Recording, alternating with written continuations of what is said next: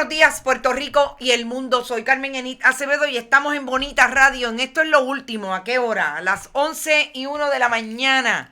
También estamos, además de las plataformas web de Bonita Radio, en todas las plataformas web y tradicionales de la red informativa. Radio Éxito, Radio Cumbre, Radio Grito en Lares, Utuado, Corozal, Calley, todo eso por ahí, por el Gigante Dormido, el norte, hasta llegar a Guadilla, Moca y Mayagüez. Gracias por estar, como siempre, a los que también construyen patria puertorriqueña y deben ser visibilizados, que es nuestra gente del centro y los extremos este, oeste y norte del país. El sur también existe. Gracias siempre por estar. Recuerden, compartan. ¿De qué vamos a hablar hoy? De mucho. El gobernador de Puerto Rico, ¿ustedes lo han escuchado? No. El país prende en fogón por las 4 esquinas y el gobernador, bien, gracias.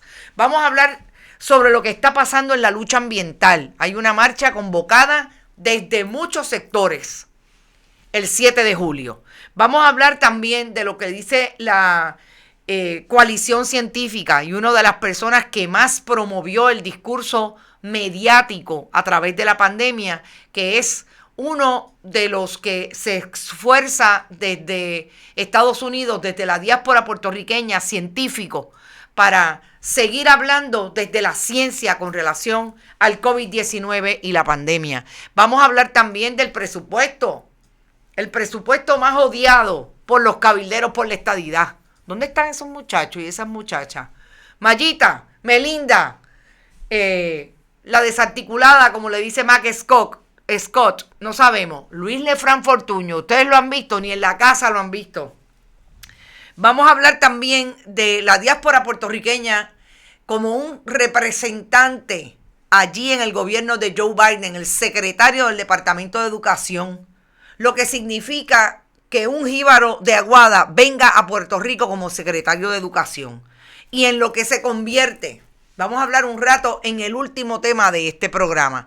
También vamos a hablar de COVID y de lo que es nuevo en el brote de los fundamentalistas religiosos de Mayagüez, el Cuerpo de Cristo, la iglesia del barrio Río Hondo de Mayagüez, donde ya han muerto 4 personas y ahora mantiene a 24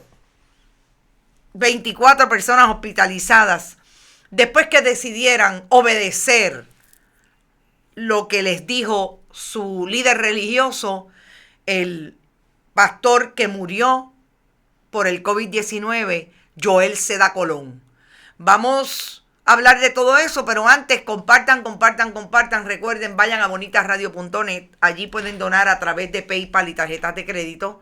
Vayan también a Fundación Periodismo 21 en su ATH móvil, donde también pueden hacer sus donativos para el proyecto de periodismo que intenta realizarse desde hace 10 años en Bonita Radio y también ahora con la nueva institución Fundación Sin Fines de Lucro, Fundación Periodismo Siglo XXI, para lograr el relevo generacional que necesitamos lograr y que estos jóvenes nuevos periodistas y nuevos productores técnicos se queden con los proyectos de periodismo contestatario, importante para el país y para el desarrollo de nuestra patria fuera de Puerto Rico.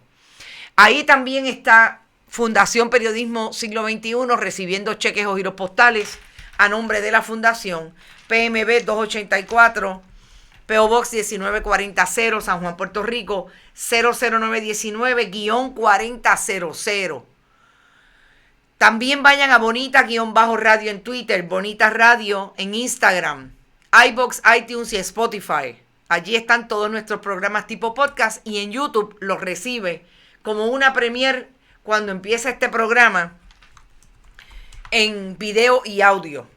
Siempre gracias a Buen Vecino Café, a la cooperativa Abraham Rosa y a Vega Alta Coop por estar ahí de la mano del periodismo puertorriqueño siempre. Y entonces yo quisiera empezar por la nota de duelo que venimos trayendo desde la semana pasada, que tiene que ver con el colapso del edificio Champlain's, una de las torres Champlain's allí en Surfside, Miami. Y es que se han identificado a otras otra persona que es el esposo de Annie Ortiz, que estaba allí residiendo en Miami con el hijo de esta. Ellos tres residían en Miami después que la madre de este joven que tenía distrofia muscular partió hacia Miami para poder atenderlo con las condiciones de salud que tenía, porque era un joven que tenía distrofia muscular. La imagen de esta familia quedó retratada en lo que hoy se está tratando de reconstruir, pero sobre todo una vida de mucho sacrificio de parte de esa joven madre, con un hijo de 26 años a quien le dedicó su vida, y que todas las imágenes que trae el discurso y el relato de quienes fueron sus amigos y familiares colocan a esta mujer en donde muchas madres puertorriqueñas y del mundo han estado siempre, que es atendiendo las necesidades especiales de diversidad funcional de sus hijos e hijas. Ahí estaba este hombre que, como sabemos, fue el segundo esposo de esta mujer, que acogió a esa familia, con lo que significa que una persona extraña al entorno familiar llegue a cuidar de un joven que tenía necesidades especiales, y que era súper importante mantener el nivel de empuje y de apoyo que le dio esa madre. A su familia, nuestras condolencias. La madre de este joven, de este hombre, está desaparecida. Es la señora Cres, que, como sabemos, he dicho que es una de las miembros de la familia de los fundadores de los almacenes Cres. Una familia que fue muy boyante en el proyecto comercial puertorriqueño en un momento dado. Así es que vamos a enviar nuestras buenas vibras. Y mañana nosotros vamos a tener un programa que lo vamos a circular a las 5 de la tarde. Es hoy, perdón. Mañana vamos a circular otro que ya mismo vamos a hablar de él. Hoy va a las 5 de la tarde. Tenemos una entrevista que le hiciéramos ayer al ingeniero Miguel Izquierdo Encarnación. Pepe Izquierdo, quien fuera un secretario del Departamento de Transportación y Obras Públicas e ingeniero estructural, que nos va a dar una mirada técnica, pero sobre todo sensible, a las opiniones de aquellos que se han atrevido a establecer aquí en estos mares, desde estos mares. ¿Qué fue lo que pasó allí en el edificio que colapsó en Surfside, Miami?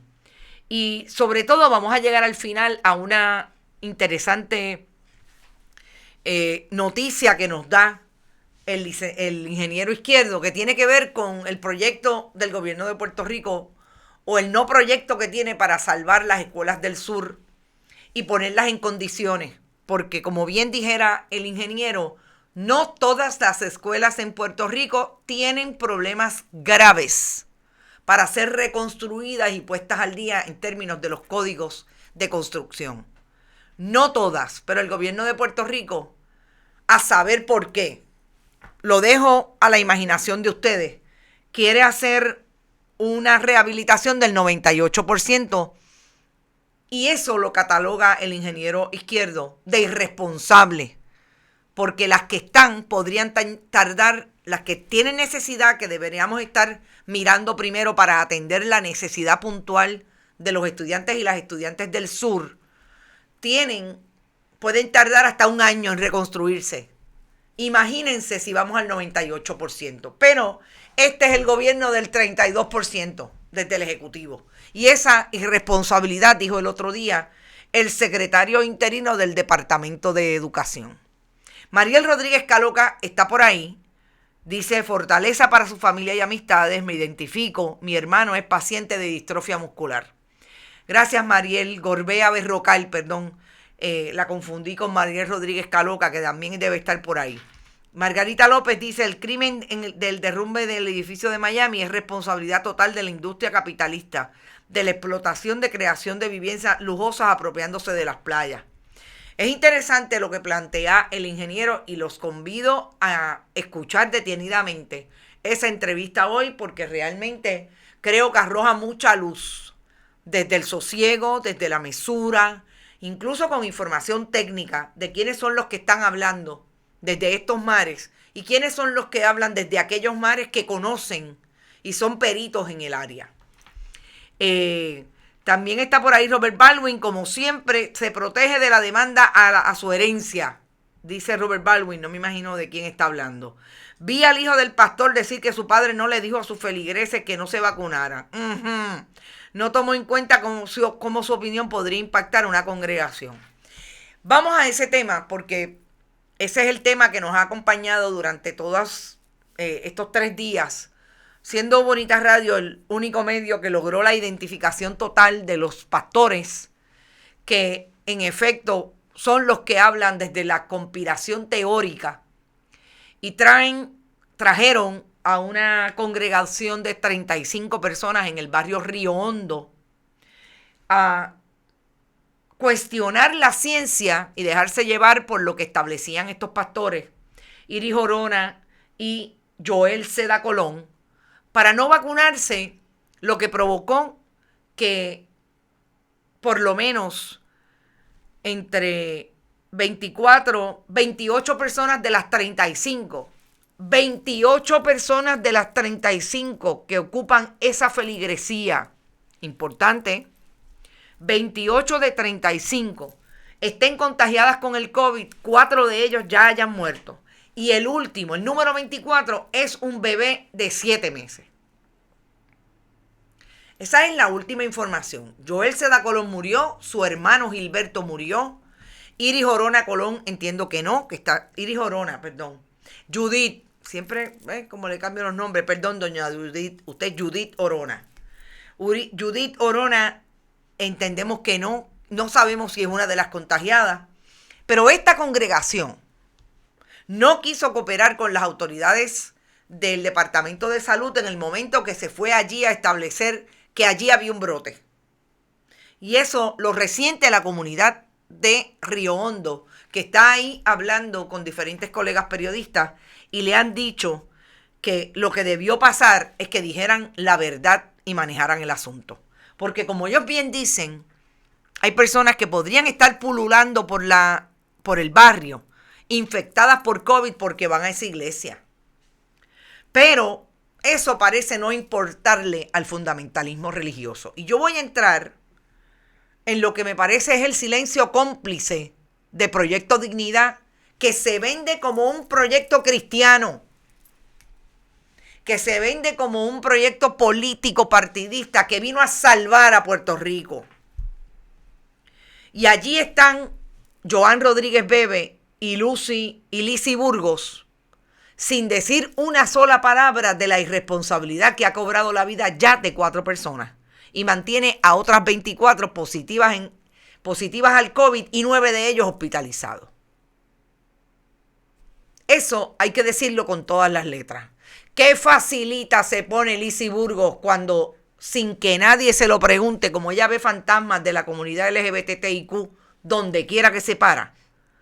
¿Qué facilita saca las fotos de 2 hombres en una marcha gay con su hijo, pero no se atreve a decir nada a los que están a Dios rogando y con el COVID matando? Saludos, Papo Donel, qué bueno que estás por ahí. Qué irresponsabilidad, dice Lucy Micheo. Saludos, Mariel, desde Trujillo Alto y no el Trujillo Alto de Tomás Rivera Chats. ¿Cuántas Cristo Inc. en Puerto Rico, pastores, le están diciendo a sus feligreses que no se vacunen? Ahora mismo estaba yo hablando con una amiga que me dice que ayer fue a recibir un servicio y la persona que le está dando el servicio le dice que su pastor le dijo a la cuñada que no se vacunara. No está vacunada y está cuidando a los nietos. Alguien que me diga si eso no es responsabilidad del fundamentalismo religioso. Pero en esa línea, hoy vamos a entrevistar y vamos a dejar la entrevista para mañana a las 5 de la tarde a la pastora y amiga internauta de Bonita Radio, Agustina Lubis. Agustina Lubis ha estado con nosotros antes hablando del fundamentalismo religioso y su insistencia en sacar de las ovejas del rebaño que Cristo dijo que no había diferencia entre unas y otras, así como lo hacen los racistas en términos de los negros y los blancos. lo hace ese fundamentalismo religioso con las ovejas del otro rebaño, las que decidieron asumir una identidad de género, una identidad sexual totalmente distinta. Y Agustina Lubis y yo vamos a hablar en esta ocasión de la obediencia y de la fe. Cómo la fe tiene que ser crítica y la obediencia mucho más crítica. ¿Cuáles son las diferencias entre la fe y la obediencia? Porque es que no se me puede quitar de la mente la línea de esta amiga que me dijo que su pastor le había dicho a su hija que no se vacunara y ella lo desobedeció. ¿Cómo es que llegamos a establecer que tenemos que obedecer a la figura religiosa que nos está hablando desde la fe que nosotros tenemos? Yo quisiera hablar de eso. Vamos a hablar de Guyana, de Jim Jones en el 1978. Vamos a hablar de Waco, Texas en los años 80. Porque no hay nada diferente. Aquí han muerto 4. En Guyana murieron 900 personas. Así que esa entrevista es hoy para dejarla para mañana a las 5 de la tarde y no se la pueden perder. Buen día a todos, a Alberto Ramos, qué bueno que estás por ahí. Dice Mac Scott que todavía existe, no lo sé. Saludos a todos aquí diciendo presente. Evelyn Bonet, gracias. ¿Cuál es la posición del Proyecto Dignidad en relación a la vacunación? Débora. Si tú los ves y los escuchas, me lo dejas saber. Porque honestamente están en el closet. Lizzy Burgos y Joan Rodríguez Bebe están en el closet. Qué ironía que Israel manda unidades de su ejército a ayudar con los rescates en Miami. El mismo ejército criminal, invasor y colonialista que le destruye los edificios indiscriminadamente a familias palestinas. Y la prensa norteamericana no dice nada. Gracias, Robert Baldwin. Es interesante. Así es la contradicción del fundamentalismo. En este caso, político y de derecha. Así es la contradicción. Me gustaría saber si el llamado pastor que falleció en Mayagüez tenía negocios de productos naturales. Pues mira, hasta el momento no lo sé. Pero puedo indagar. Gracias, Papo Doner. Vamos a la delegación congresional, alias los verdaderos cabilderos por la estadidad. Los cabilderos por la estadidad, que hay pocas fotos de ellos. Y yo voy a poner las que ellos han colocado en las redes. Estas imágenes aquí son las de los cabilderos por la estadidad, Mayita Meléndez, María Mayita Meléndez, Elizabeth Torres y Lefranc Fortuño, Jorge Lefranc Fortuño, como supuestamente trabajando en eso que ellos quieren hacer, que es traer la estadidad para Puerto Rico. Es que nosotros somos unos mal agradecidos. Esos muchachos y muchachas lo que quieren hacer es traer la estadidad y la igualdad. Para ellos, en lugar de ganarse 90, 120, ganarse 170, porque ellos van a ser congresistas. Ellos van a ser, entre otros, los congresistas que escoja el pueblo estadista puertorriqueño. Ustedes saben que ayer hablábamos de ese problema en el presupuesto, que a mí me parece que hay una buena línea hoy de la colega periodista Cintia López Cabán, que habla de una controversia, la delegación congresional o la delegación de la discordia. Me encanta. Porque ellos, los pobres muchachos, no tienen ni una línea, miren, ni un peso le pusieron a esa línea de presupuesto en Prafa. Eso quiere decir que no tienen chavo, que no hay manera que la ley 167 del 2020 pueda establecerse, operacionalizarse, porque no le dieron fondos en el presupuesto. Obviamente, en ese presupuesto general de 1.112 millones no hay ni un solo dólar, como dijimos. ¿Cuál es el problema? Que Tatito Hernández insiste en que va a ir a donde sea para establecer que ese dinero no se puede conseguir porque Prafa, a pesar de que Melinda no quiere ser empleada de Carmen Santiago, Carmen Feliciano Márquez, me fui a Carmen Santiago, la de Waldo Santiago, no puede hacer una asignación para esos cabilderos después que ya se define el presupuesto como está, que le da 0.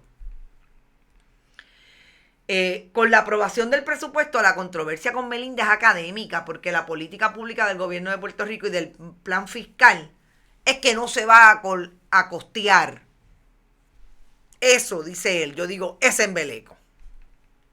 Eso quiere decir que Melinda, que peleó porque no quería 90 y 30 de reembolso, lo que necesitaba eran 150, pues es académico porque no hay un peso para Melinda. Entonces a mí sí me gustaría saber, ¿y ahora qué va a hacer María Mayita Meléndez, Elizabeth Torres, que cogió un pon brutal? Así como habla el asunto de lo que está pasando en Mayagüez con el brote del COVID en la iglesia El Cuerpo de Cristo, habla tanto de que haya gente que se haya atrevido a ir a una elección para nominar directamente a Ricardo Rosselló Nevares, el gobernador renunciante, y resultar electa, o sea, sacar electa a Elizabeth Torres. Una persona que lo único que tiene como portaestandarte de su imagen pública es que es una derechista fundamentalista disparatera, que utiliza las redes sociales para esos disparates, que es una hija putativa de Edwin Miranda, el de COI, de esa gente que saben utilizar las redes. Y como repite los yuyos y repite la demagogia y repite la propaganda, pues ella llegó por eso. Si algo habla mal del grupo de estadistas que fueron a esa elección, que fue el 3.9%, es haber escogido a Elizabeth Torres, que tiene de servidora pública lo que yo tengo de astronauta.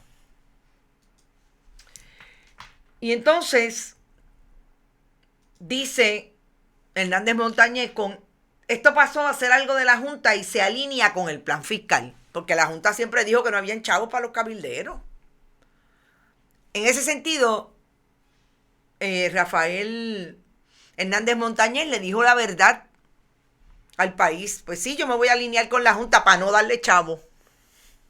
Fíjense que de 17 millones que tenían de aumento, creo que el único aumento de la legislatura va a ser 3 millones.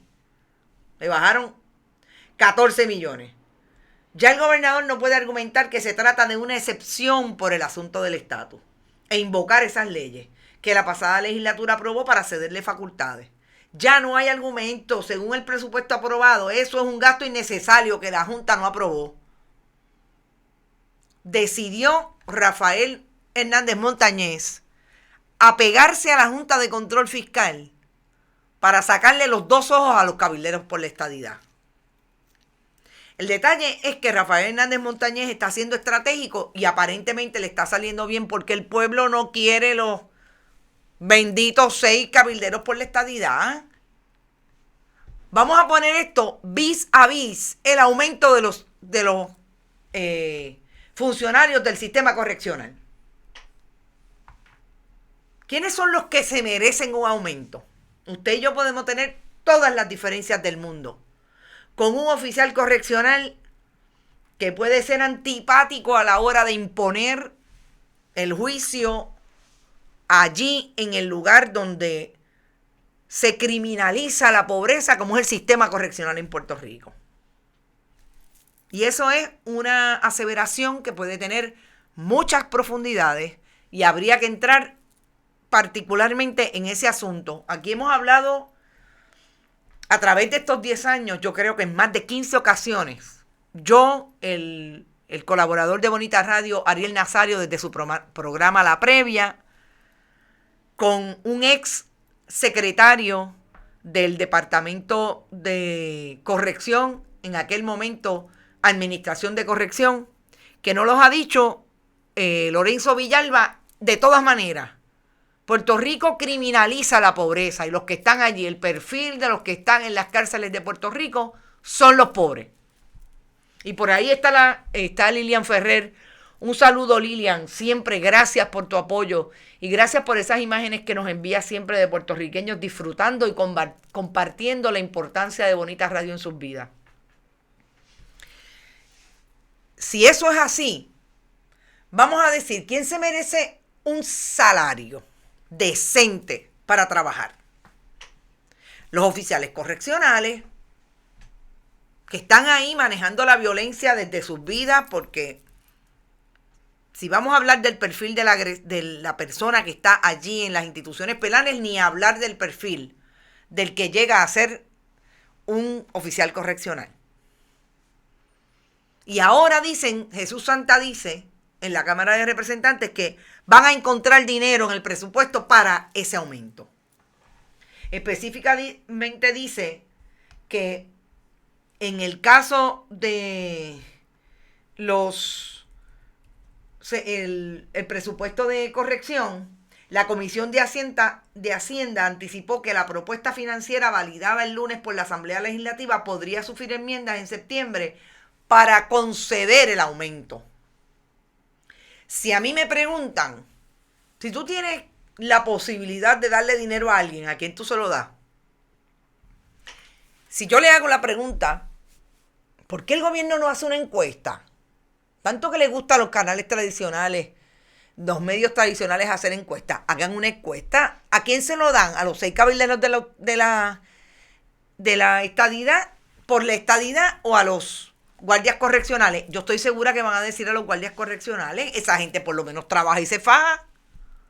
Esa gente no vive de la chequera del pueblo. Esa gente le dan un servicio al pueblo. ¿Qué servicio le da María Mayita Meléndez? Aparte de haber dejado el municipio de Ponce quebrado, ¿qué servicio le da al país el gobernador renunciante?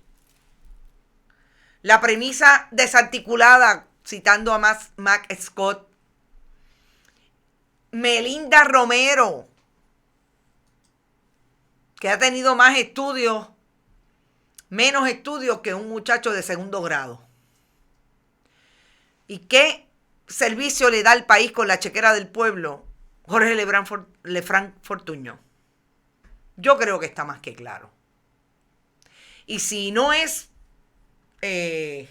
tratar de utilizar la necesidad de esos servidores públicos en la administración de corrección, Jesús Santa Ponte está haciendo lo que tiene que hacer, y la escritura en la pared la leyó muy bien la Cámara de Representantes. Sabemos los problemas que tiene el Senado de Puerto Rico. José Luis Dalmau le faltan 2 minutos para ser PNP. Y para alinearse a esa política leguleya, esa política demagógica y de propaganda del Partido Nuevo Progresista bajo la presidencia del Senado de Tomás Rivera Chats. Lo que no es José Luis Dalmau, obviamente, es un agresor desde el discurso público.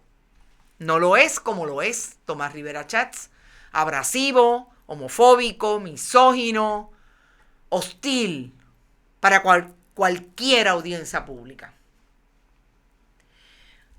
Así las cosas, yo creo que es súper importante que sigamos estableciendo cuáles son las diferencias de unos y otros y dónde se encuentran hoy.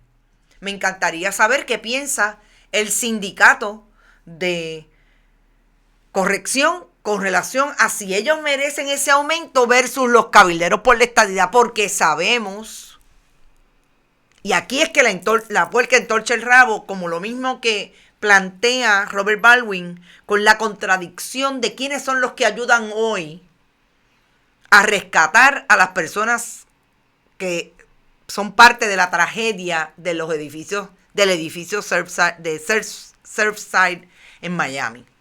Esa misma contradicción del agresor convirtiéndose en rescatador es la que pueden tener hoy de frente los funcionarios del sistema correccional que están pidiendo justicia salarial.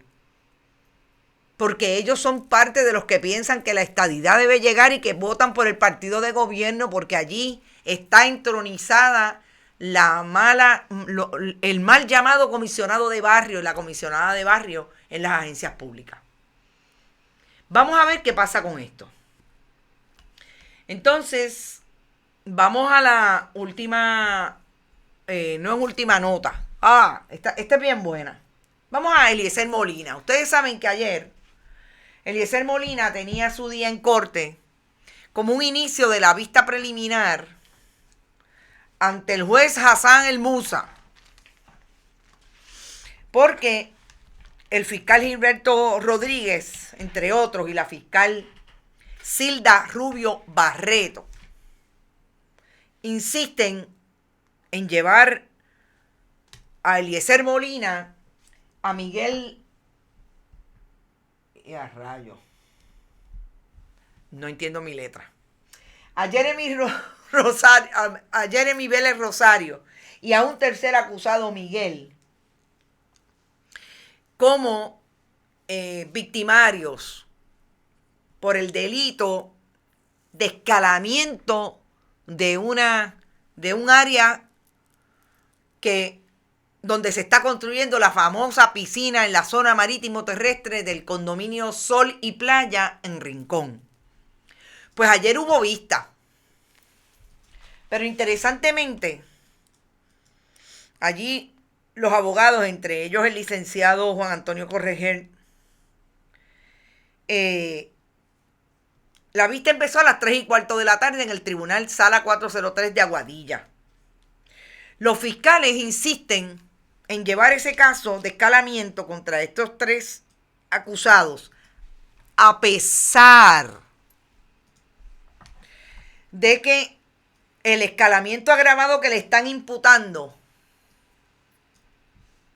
se lo imputaban antes en la denuncia principal con el fundamento base de que habían detenido una obra en construcción. Ustedes están sentados. Si ustedes están guiando, paren el carro. Porque esto que les voy a decir es algo que yo he visto casos en los tribunales. Mire que yo he visto a Edgar Vega Pavón decirle en el inglés puertorriqueño al juez Pérez Jiménez: juez, it's a piece of cake, como decimos en Puerto Rico. Así, de utilizar mamation. Mire que yo he visto cosas terribles. Pero la justificación que dan los fiscales Gilberto Rodríguez y Zilda Rubio Barreto es que ellos van a ir, independientemente de que ese caso se cayó 2 veces, no pasó por el crisol del tribunal, en regla 6 y después en una regla 6 en alzada, que ellos van a aprobar el escalamiento agravado porque ellos van a probar que hubo un daño agravado porque la intención de los acusados era brincar la verja y hacerle daño a la obra. Gente, yo les estoy hablando de 2 fiscales que fueron a la escuela, fueron a la universidad, estuvieron 3 años o 4 en la escuela de Derecho, pasaron la reválida y hoy son funcionarios del tribunal. Los 2. Pero yo voy a dar una línea que es lo más terrible que pasa en esto. Este juez aparentemente está bastante claro cuando le dice a las partes: oigan, ustedes van a insistir en este caso a pesar, sí, nosotros vamos, porque esta es la teoría de la fiscalía. Es que la intención era brincar la verja y entonces allí hacer el daño agravado. ¿Se produjo el daño? Claro que no. Pero los fiscales insisten. ¿Pero ustedes saben por qué insisten? Porque la fiscal Zilda Rubio dijo que ella estaba pendiente de un ascenso y ella necesitaba ese ascenso y le habían dicho de arriba que llevara este caso. Yo estoy tratando de conseguir a Zilda Rubio Barreto para ver si habla. Yo la voy a confrontar con esa línea. Usted le dijo a alguien que usted tenía que insistir en este caso porque este es el caso que le va a costar a usted un ascenso. Yo lo había escuchado todo menos esto. Por ahí veo que está Ivonne Padua. Saludos, Ivonne. Florence Bakunin, Sonia Rueda y mi amigo Ricardo Vargas Molina. Gracias, Ricardo, por siempre estar ahí. Peregrina Marien también está. Cintia Rosario. Ahora sé yo que Eliezer es Superman. En serio, qué cosa más ridícula. Miren, yo les digo, yo he oído de todo en los tribunales.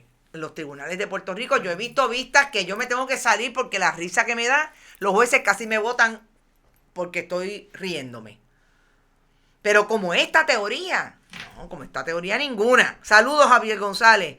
Fernández Mel, buen día. Lo que quieran es paralizar el Eliezer por un rato, pero obvio que se cae el caso. Yo diría que no está bueno para la fiscalía. Tienen 2 fiscales, bendito, ellos querrán un ascenso, pero con este caso no me parece que lo van a lograr. ¿Qué es lo que tiene que pasar? Definitivamente que se recompongan los diferentes elementos de la lucha y sepan que van tras ellos.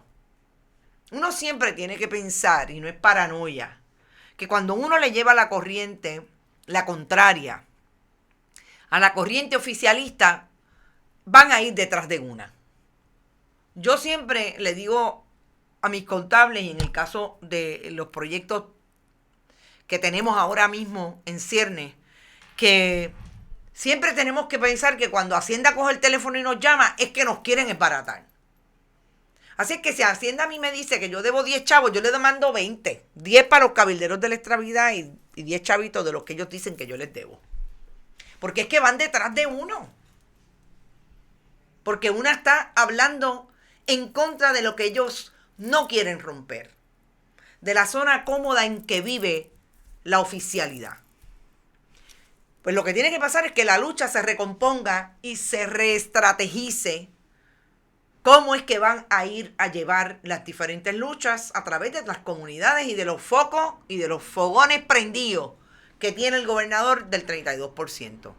Se está quemando la casa, pero nadie parece que quiere sacar la manga, por no decir la manguera.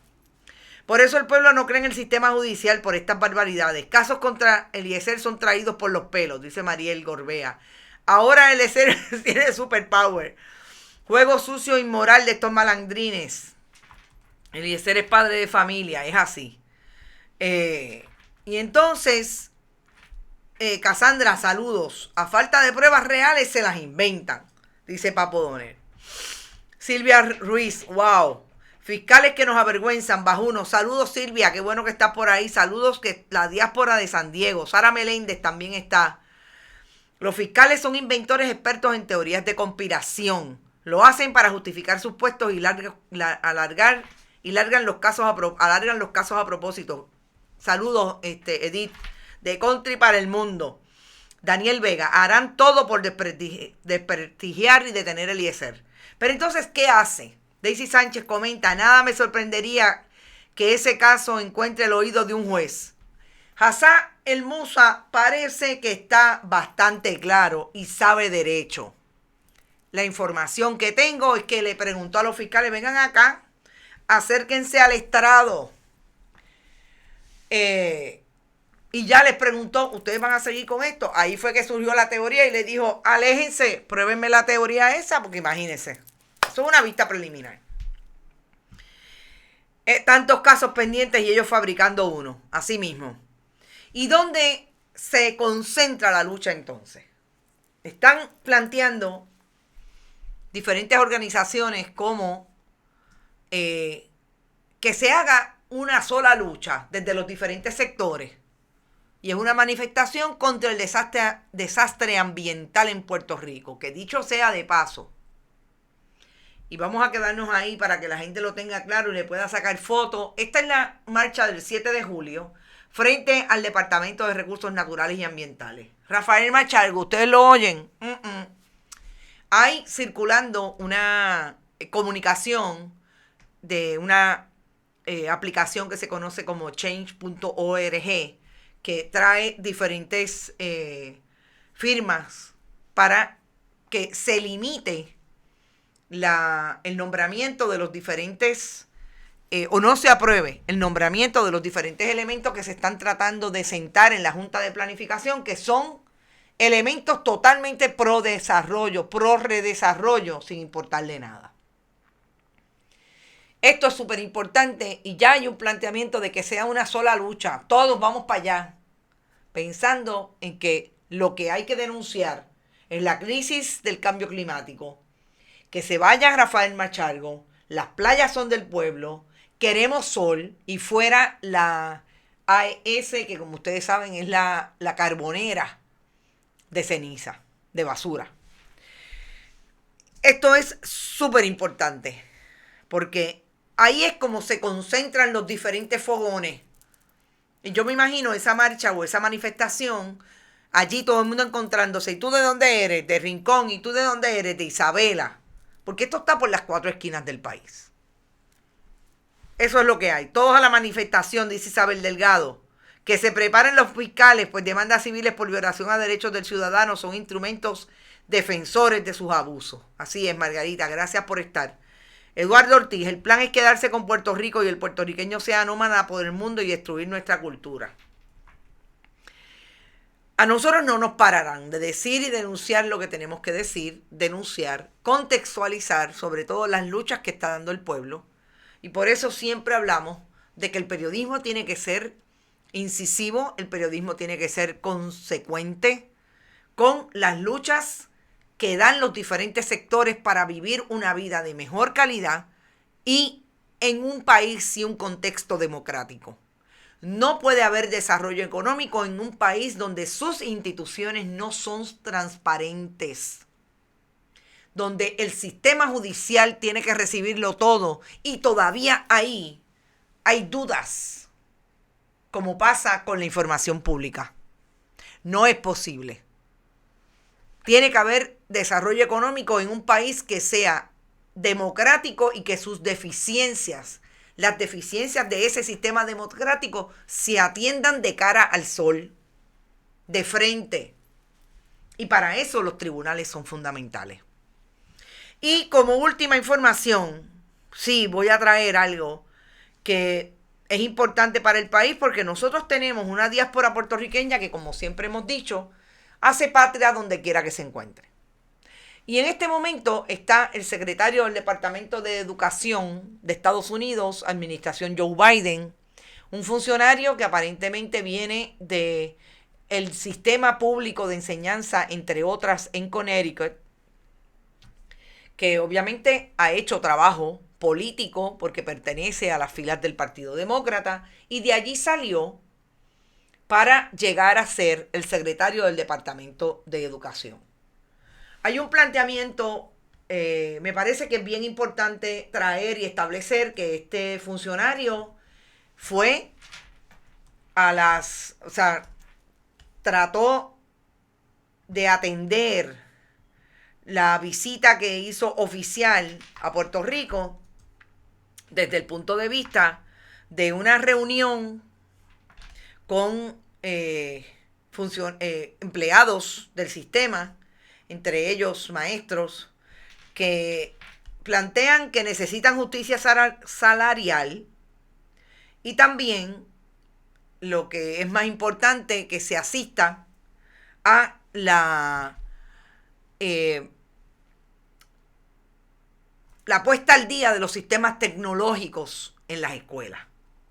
Me llama la atención que se plantee esto en un momento en que supuestamente Puerto Rico es uno de esos países donde el funcionamiento de las escuelas es cada vez más tecnológico, pero sabemos que eso no necesariamente es una realidad en el sistema y que sobre todo se vio en la pandemia. ¿Por qué? Por la negligencia del Departamento de Educación del gobernador renunciante, que viene desde que era administrador su padre, y 2 secretarios del Departamento de Educación son las posiciones que se encuentran en el mundo de la corrupción y la criminalidad desde la función pública, porque son los 2 funcionarios convictos de corrupción. Uno ya cumplió 13 años de cárcel y Julia Kelleher ya es convicta de por lo menos una conspiración y otros cargos relacionados a lo que ya era un caso que venía desde el 2019. Los estudiantes le hablaron al secretario en esta foto en una escuela, la escuela, entiendo que es en Aguada, Carlos González, Escuela Superior Carlos González en Aguada, en su natal Aguada. Y le dicen, entre otras cosas, que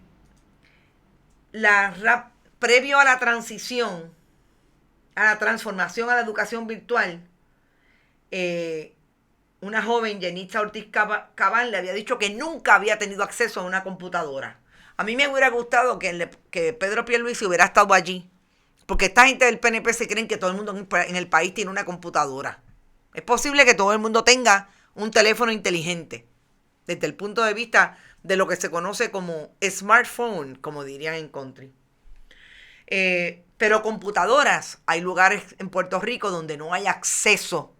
Y los estudiantes y las estudiantes no tienen acceso a una computadora porque sus padres y sus madres no las pueden pagar. Pero aquí está la realidad con la que se encuentra Miguel Cardona. Gabriela González Abreu, otra estudiante de la escuela, resaltó o dijo algo similar, que el acceso a la tecnología y a talleres educativos, por ejemplo, en el manejo de programas de hojas de datos o presentaciones, también había ayudado mucho durante el periodo de la pandemia. Imagínese usted que usted lleve 16 años en la escuela, 16 años que los vivió y los vive en épocas de tecnología, y la primera vez que lo tienes en el momento de la pandemia. Cuando comenzamos virtual no tenía acceso a una computadora. Sí aprendí mucho. Ahora, gracias a esa computadora, tuve muchas oportunidades. Pude coger talleres de PowerPoint y Excel.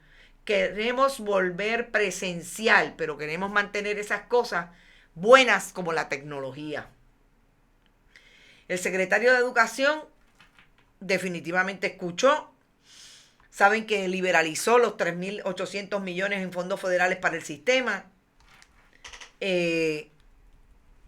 Después de haberse reunido con maestros y los sindicatos, también los representantes de los sindicatos en el sistema, anunció que estaba destacando personal de la agencia que dirige para que ayuden al departamento en lo que necesiten, especialmente para propiciar una recuperación tras los huracanes del 2017, los terremotos y la pandemia. Los fondos son para asegurar que tienen laptop, Wi-Fi, edificios bonitos y tal vez acondicionadores de aire en los salones. Ustedes merecen más y lo queremos hacer rápido, no debe ser dentro de 2 años.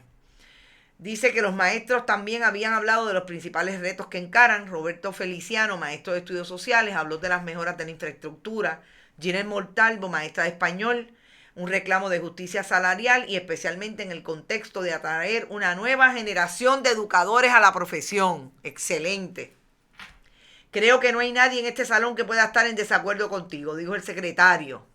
Eliezer Ramos Párez, el secretario interino, el que dice que hace falta rehabilitar las 98 escuelas. ¿Será que Ramos Párez está claro que de Fortaleza le dijeron, acuérdate que todo el mundo tiene que guisar porque si no, no ganamos las elecciones en el 2024? ¿Será eso? Yanitza Rosa, maestra de computadoras, destacó por su parte que además de recursos se necesita revisar los currículos y exponer a los estudiantes a tendencias educativas que los harían más competitivos a nivel mundial. Mencionó, por ejemplo, integrar elementos tecnológicos y corrientes actuales como design thinking y la inteligencia artificial. Ellos, los estudiantes, necesitan un nivel de competitividad a nivel global. Ave María, esa maestra está bien al día. Igualito que los administradores que hablan desde San Juan. Por eso yo digo que es tan importante hablarle y darle información desde el periodismo a nuestros internautas y audiencias de la radio tradicional que están en el oeste de Puerto Rico. Porque estas son la gente que hacen patria y que la invisibilización de otras zonas que no sean la zona metro, constituida en San Juan, Carolina y Bayamón, hace que los medios los invisibilice. Y yo creo que por eso hay que seguir hablándole a esas audiencias y que ellos nos hablen a nosotros y nos digan, aquí estamos nosotros también. Y nosotros también hacemos país. ¿Qué me parece interesante de Miguel Cardona? Yo no tenía la menor duda que Miguel Cardona, como puertorriqueño en la diáspora, iba a estar preocupado por lo que está pasando en el Departamento de Educación aquí. Pero él dijo una línea que para mí debería haber sido el lead de esta historia. Esto no debe pasar dentro de 2 años. ¿Y cuál es el problema que tiene el gobernador del 32%? ¿Y cuál es la visión que coincide con la de todos los que han pasado por ahí? Que el gobernador del 32%, así como lo hizo Ricardo Rosselló Nevares en María, cuando el ejército de Estados Unidos venía y le decía, vamos, que ya estamos listos para abrir este puente, le decía, no, con calma, porque hay que esperar al photo opportunity.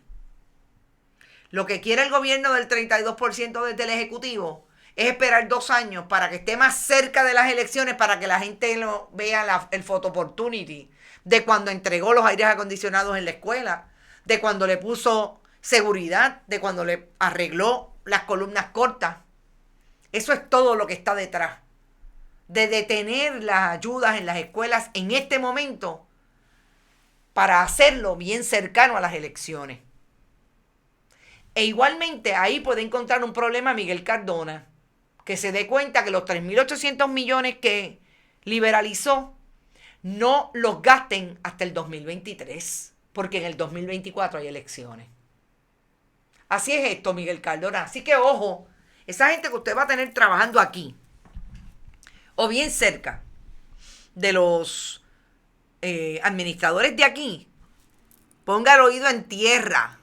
Esa línea suya, que yo la voy a marcar hoy, pero bien fuerte, y que voy a mantenerla ahí en mi archivo, la voy a sacar cuando usted le tenga que decir qué pasa que no gastan los chavos que yo envié, qué pasa que no estoy cumpliendo con aquella estudiante a quien yo le dije, esto no puede pasar en 2 años, esto tiene que pasar ahora. Ahí está. Y yo los voy a dejar con una imagen bien interesante de ese Miguel Cardona, ese jibarito de Aguada, ese joven, porque es un hombre joven, que salió de aquí, que se fue con sus padres hacia Connecticut y allí se desarrolló hasta llegar a ser hoy el secretario del Departamento de Educación de Joe Biden.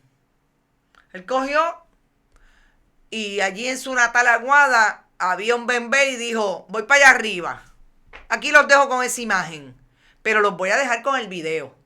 Y así nos vamos a despedir.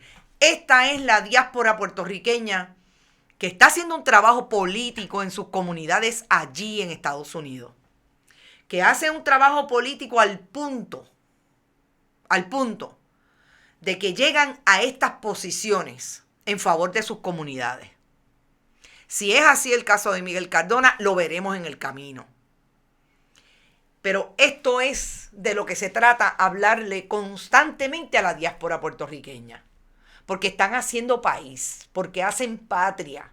Los que vivían en Calley cuando nacieron y se criaron aquí. Los que viven como él o vivieron en Aguada.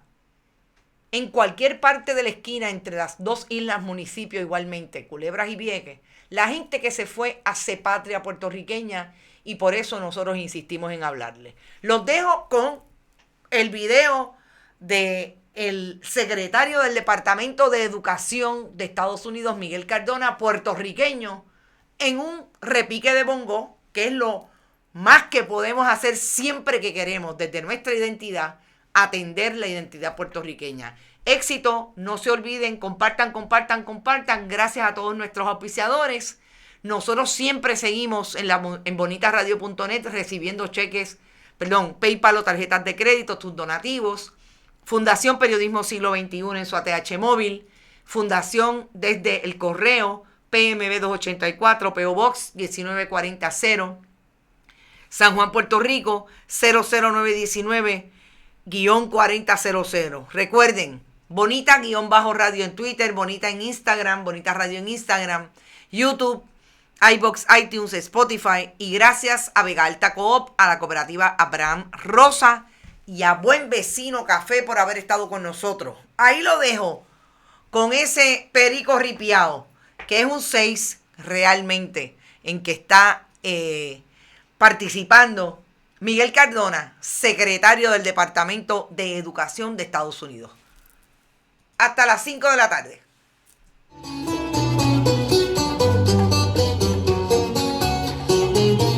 Por eso es que me nace hoy, dedicarle canto a ese noble jibarito Rafael y a mi isla del encanto. Yo te quiero, Puerto Rico, yo te quiero, Puerto Rico.